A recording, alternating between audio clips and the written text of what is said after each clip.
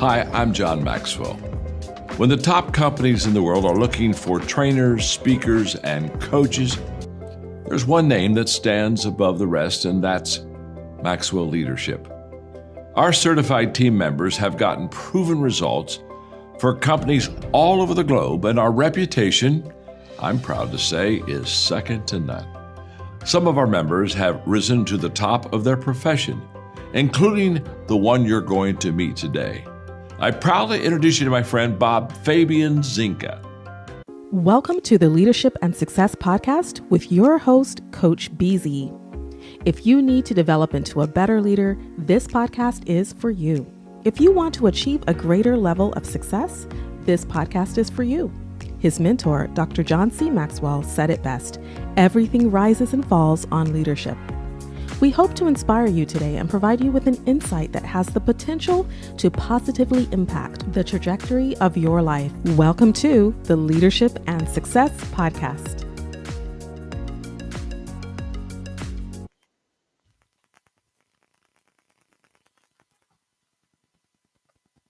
What if your next keynote speaker could bridge the worlds of national defense, Silicon Valley innovation, and global leadership? Meet Bob Fabian, BZ Zinga, award-winning keynote speaker, U.S. Navy Information Warfare Commander, and trusted executive in technology, leadership, and strategy. With over 20 years of proven leadership in the U.S. Department of Defense, the U.S. Navy, higher education, and the high-tech sector, from startups to Fortune 500 companies, BZ delivers keynote experiences that inspire, challenge, and equip leaders for real-world impact. BZ speaks with authority on cybersecurity and national security, strategies to safeguard critical assets in an age of constant threat, artificial intelligence and emerging technology, how to innovate responsibly while staying ahead of disruption, leadership and corporate governance, building resilient, ethical, and high-performance organizations in any environment. Every keynote blends military precision, Silicon Valley agility, and boardroom strategy, delivering practical takeaways that leaders can apply immediately. Audiences leave inspired, informed, and ready to lead with clarity and courage. Whether you're hosting a global conference, corporate summit, or leadership retreat, book BZ to energize your event and empower your audience to lead in a rapidly changing world. Well, everyone, this is Coach Busy again, twice in the same day. We just had a 10-minute summary in Spanish. So first time we broadcast in Spanish on the Leadership and Success podcast. And now we're going to do the same thing in English. All right. So please let us know where you are joining us from, what city, what state, and if outside of the US, what country. If you have a question for me, type it in the comment and I will get back to it by the end of this broadcast. And also, please tag someone you know who might benefit from the podcast. As always, like the event, subscribe to the podcast, follow me, and we share the event in your feed. I really do appreciate that if this podcast is adding value to you. And I'm going to go ahead and say it now. Tomorrow, I'm going to be interviewing Dr. Barry Poe. And he's going to be, he helps leaders reimagine business through the lens of AI. He's the founder and CEO of Brilliant. So you do not want to miss this. It's going to be 10 a.m. Pacific time, so 1 p.m. Eastern time tomorrow. First day live right here on LinkedIn, but also on YouTube. All right. I'm going to show a couple of clips from the interview I had with Coach Jorge Roque. That was for season 2, episode 10. So I'm going to give you the 10-minute recap for season 4, episode 57 today in English. And please go ahead and watch the full podcast. Okay. So the original podcast, season 2, episode 10, is about 1 hour. But let me give you the summary now. But first, let's watch a couple of clips.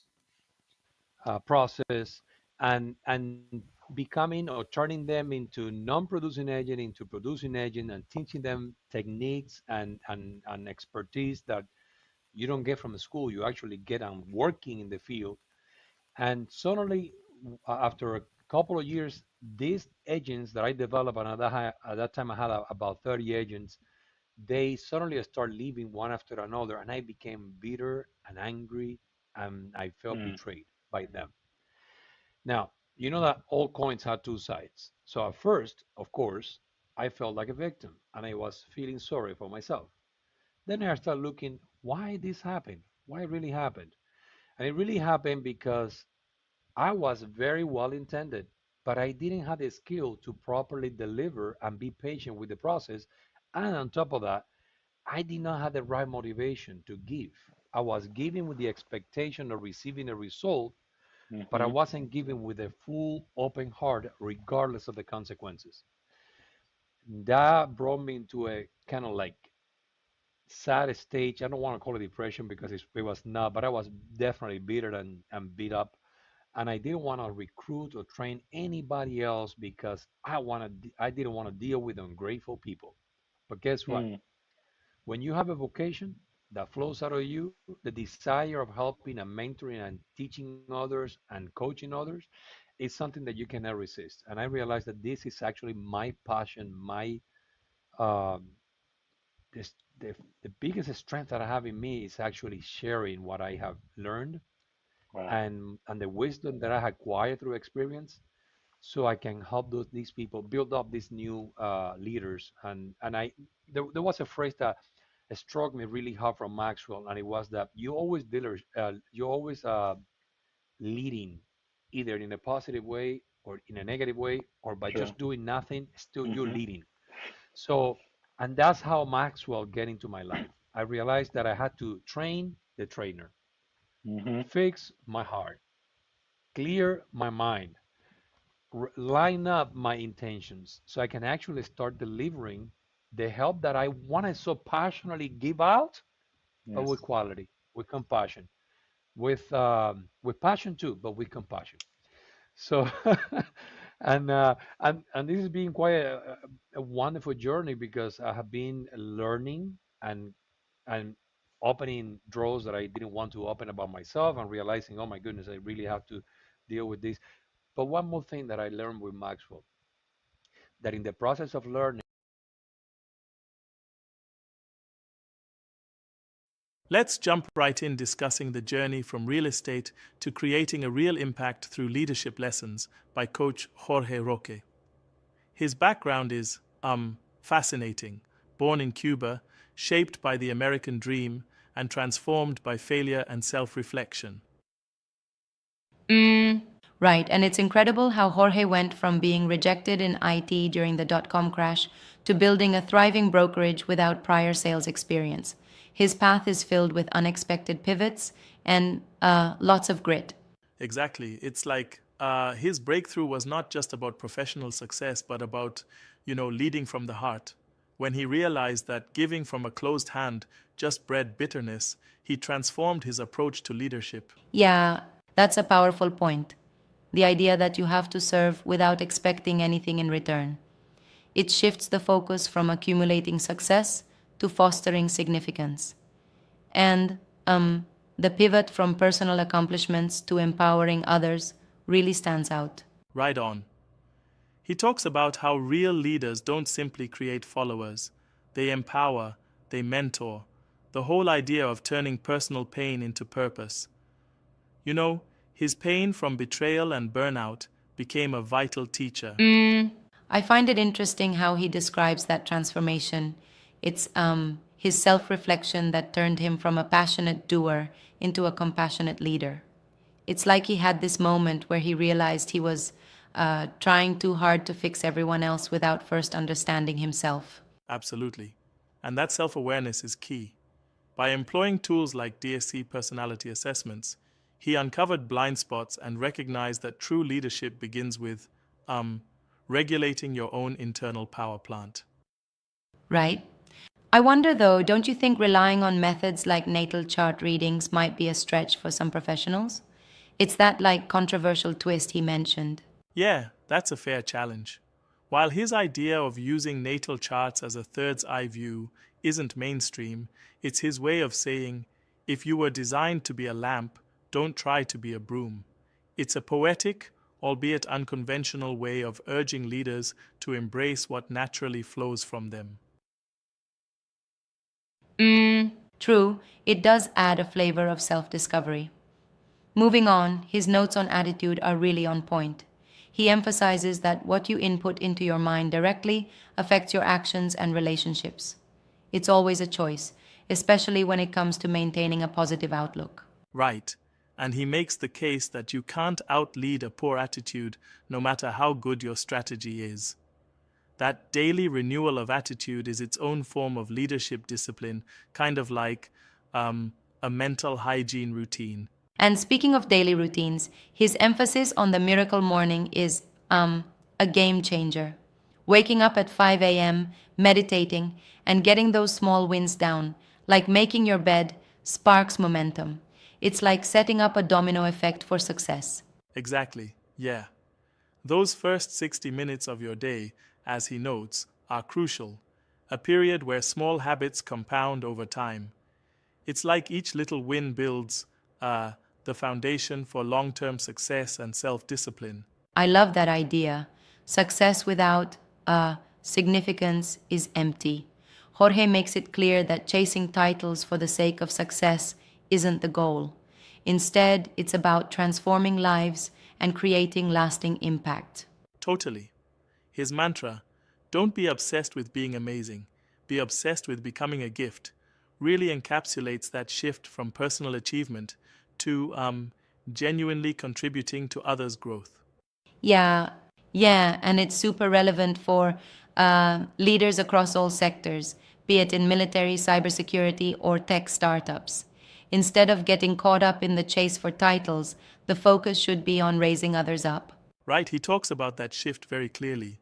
Whether it's mentoring junior officers in the military or coaching engineers into leadership roles in tech, it's about growth, not just personal gain. But here's something that I find particularly compelling and also a bit challenging to accept: the idea that failure isn't a broken wall, but rather a mirror. I mean, it's a nice analogy, but do you think that view on failure might diminish the very real pain associated with it? That's a valid critique. However, Jorge's perspective is essentially that failure provides honest, reflective feedback. Instead of being oppressive, it should prompt leaders to pause, listen, and grow, transforming that pain into humility and, sharper resilience. Yeah, I see your point. It's a proactive, almost radical way of reframing setbacks as opportunities for mindful growth. That takes a lot of courage and self reflection to consistently apply. Exactly. And it's not just about personal growth. It's about, you know, mending broken bridges. In that touching moment when Jorge stated if he had only one day, he'd repair every broken bridge and let everyone know they're forgiven and loved. That's leadership at its most graceful. That's a moving moment for sure. That idea of forgiveness as the final frontier in leadership highlights how essential grace is. When we let go of grudges, we open up space to truly lead with an open heart. It really drives home the notion that leadership isn't just strategic or status driven. It's about living as a gift to the world, serving with compassion, and fostering environments where growth is mutual. And speaking of serving, his transformation from a results driven mentality to one fueled by compassion shows that true success isn't measured by personal accolades, but by the number of successors you empower. That's a powerful lesson. Right, and his story is a masterclass in self-reflection and reinvention. It's like, sometimes our greatest setbacks become the very soil from which our most significant growth emerges. Yeah, and it's impressive how his experiences in both real estate and, earlier, in the tech world interlace to form a holistic view of leadership. You can see how his coaching isn't just theoretical, it's tempered by real, harsh experiences. Exactly, and that real-world flavor is what makes his insights so inspiring. He's lived through burnout, betrayal, and rejection, and still finds a way to nurture not just his own growth, but also the growth of others. I appreciate how he stresses self awareness, not only in understanding one's strengths, but also in facing those blind spots. And as you mentioned earlier, using tools like DSK assessments can really sharpen that perspective. It is, like tuning an instrument. You have to be in tune with your own frequency before you can harmonize with others. And his emphasis that great leaders remain curious about how others perceive them, man, That is vital in building effective teams. Absolutely. And his book recommendations tie neatly into his overall message. Books like The Miracle Morning, Think and Grow Rich, and The Compound Effect aren't just buzzwords, they're structured pathways to evolving your mindset over time. Yes, it shows that leadership is an ongoing journey, not a one time achievement. Incorporating small, daily habits can compound into monumental changes in how you lead and influence others. Yet one might ask, how do these morning habits really stack up in the busy lives of military commanders or tech leaders? Is it really realistic to be up at 5 a.m. every single day? Good point. I think it's more about intentionality. Even if not everyone can rise at 5 a.m., the idea is to secure moments of intentional focus, be it through meditation, affirmations, or as simple as making your bed. It's like priming the pump for a productive day. Yeah, fair enough. Those moments are like small victories that gradually build momentum, and they underscore the broader lesson. Success is temporary, but significance lasts when you continuously contribute to the lives around you. Right. And that ultimate takeaway from his story is bold. Leadership is, at its core, about giving yourself away to serve others. This isn't just about boardroom tactics or cybersecurity strategies. It's a universal call to lead with compassion and open hands. Totally. And I also appreciate how the conversation connects leadership values across diverse realms, be it from real estate to the military to tech startups, and highlights that authentic leadership transcends industry boundaries. Absolutely, it creates a common ground for all leaders. And his story is such a reminder that transformation, self awareness, and living with intentional forgiveness are the pillars of true success. Before we wrap up, I want to challenge one thing I heard. While the idea of turning personal pain into leadership gold is inspiring, isn't there a risk of romanticizing hardship? What if someone never finds that breakthrough despite giving everything from the start? That's a fair challenge. Not everyone's journey is neatly transformative. However, the message isn't that every painful setback will instantly lead to greatness, but rather that the process of self reflection and embracing vulnerability is essential growth regardless of immediate outcomes. I can agree with that. It's about learning and evolving over time, even if the results aren't instant.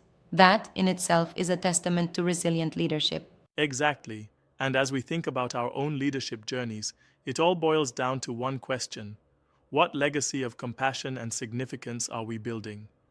That's the lasting impact Coach Jorge Roque encourages us to strive toward. Well said.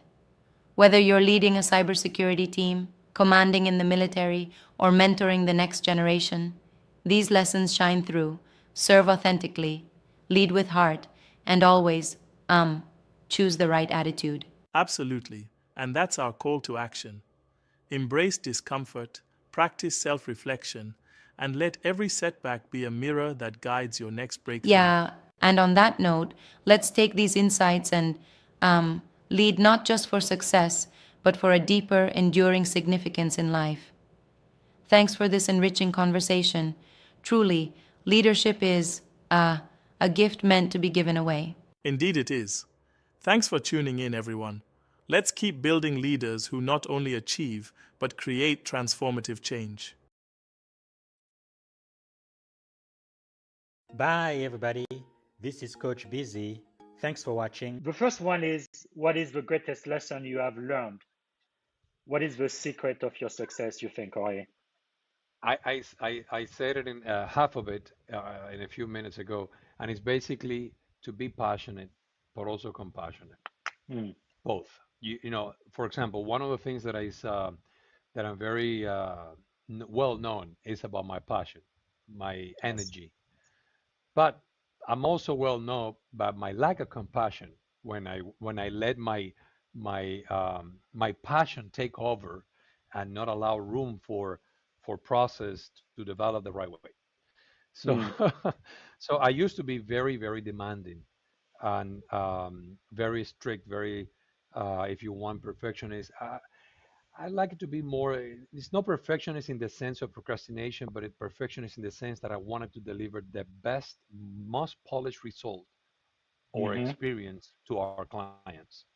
So when I ask my agents, you have to use this software, act this way, do this and do that, I was pretty much not giving them room to breathe, basically. And that's one of the reasons why they left at that time.